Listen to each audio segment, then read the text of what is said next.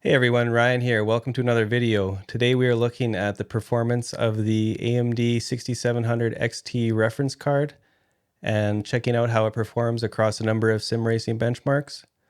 If I missed any game that you want to see or a particular benchmark, please drop a comment down below and I'll try and get to it. And with that, let's head on to the benchmarks. Before we get to the scores, I'll just go over the benchmark setup. We have 4 graphics cards, the AMD Radeon 6700 XT obviously. Also have the MSI Ventus 1650 Super, an MSI Vega 56 Air Boost, and a Gigabyte Aorus RTX 3080 Master. The PC they're all running on is an AMD Ryzen 9 3950X on an Asus X570 Crosshair 8 Hero Wi-Fi motherboard with 32 gigabytes of G.Skill 3600 C16 DDR4 and a Western Digital Black SN750 NVMe 1TB drive. All cards are set to the default clocks, and VSync, FreeSync, and G-Sync are all disabled in the drivers and forced off.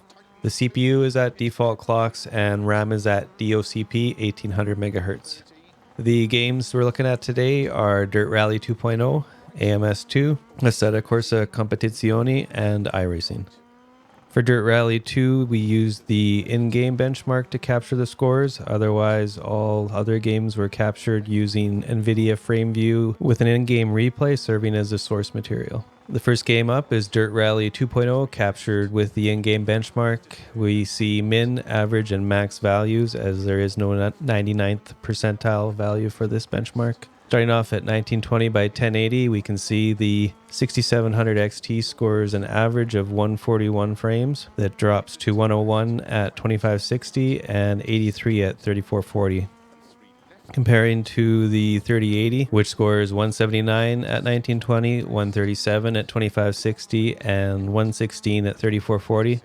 The other two cards have respectable scores at 1920 by 1080, which fall off as you increase the resolution. They may be viable at those resolutions if you change detail settings, but for now, I'd say they maybe are playable at 1440p and not at ultra-wide 1440. Next up is AMS2, captured with Nvidia FrameView. This race was at Bathurst for a day race. And as we can see, the charts are pretty much similar across the board. There's not much resolution scaling here, so we might have been CPU bound. The 6700 XT scores 132 average frames at 1920 by 1080, 132 frames at 2560, and 127 frames at 3440. Looking at the 99th percentile, the 6700 scores 111 at both 1920 by 1080 and 2560 by 1440, and 107 at 3440. Moving over to the 3080, we see scores of 157 average at 1920 by 1080, 156 average at 2560 by 1440, and 152 average at 3440 by 1440, with 99th percentile scores of 130, 129, and 125 at those resolutions. Looking at the other two cards, they're viable probably until about 2560 by 1440, and then they get outclassed at the higher resolution, but again, settings can mitigate this along with enabling FreeSync and or G-Sync. Our first of two ACC benchmarks is at the Nürburgring for a night race in the rain, which is a very challenging scenario. We see similar scores across the board for the 6700 and 3080, with the 6700 scoring 83 average at 1920, a 71 average at 2560, and a 59 average at 3444, with 99th percentile scores of 62 at 1920, 44 at 2560, and 37 at 3440. Looking at the 3080, we have averages of 90, 90, and 89 at the respective resolutions, and 69, 68, and 64 for 99th percentile. With the other two cards, you see 99th percentiles well below 50, even at 1920 by 1080, and dropping lower as you increase the resolution, so they aren't viable for this test.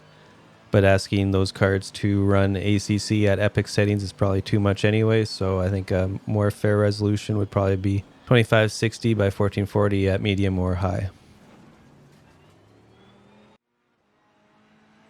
Our second ACC benchmarks takes us to Monza for a day race with overcast conditions.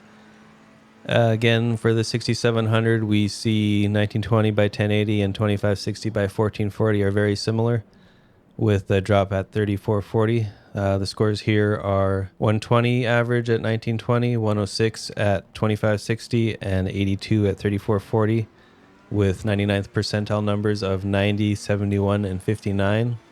The 3080 is pretty much the same across the board again, with 132 averages for all three resolutions and 99th percentile scores of 99, 100, and 94. And again, we see that the other two cards are outclassed at 1440 resolutions, so aren't really viable at these detail settings. Next up, we have iRacing for a day race at Spa. This was a single make race with the Dallara P217 prototype. Looking at the scores, we see the 6700 score 195 at 1920, 190 at 2560, and 181 at 3440, with 99th percentile scores of 98, 95, and 94. Whereas the 3080 scores 246, 243, and 241 averages across resolutions, and 99th percentile numbers of 130, 125, and 123. Across the board, though, all these cards are pretty much viable in iRacing. I think I had the settings a bit too low here. We do see some minimum frame rates that are kind of concerning, but I think overall it would be okay with any of these cards. And finally, we have an iRacing benchmark at Hockenheim for a day race. This field was GT3, so we had about 6 or 7 car models on track at one time, and it seems a lot more CPU limited than Spa, so all scores are pretty similar. The 6700 scores averages of 90, 88, and 88 to go with 99th percentile numbers of 56, 55, and 55, whereas the 3080 scores averages of 117, 114, and 113, with 99th percentile numbers of 73, 71, and 70. And as you can see, the 1650 Super actually outdoes the Vega 56 on this track, which is kind of interesting. Finally, we have a 6-game summary for average frame rates and 99th percentile. First up, the 6700 scores averages of 127 at 1920 by 1080, 115 at 2560 by 1440, and 103 at 3440 by 1440, followed by 99th percentiles of 84, 75, and 71, compared to the 3080, which scores averages of 153, 145, and 141, and 99th percentile numbers at 100, 99, and 95.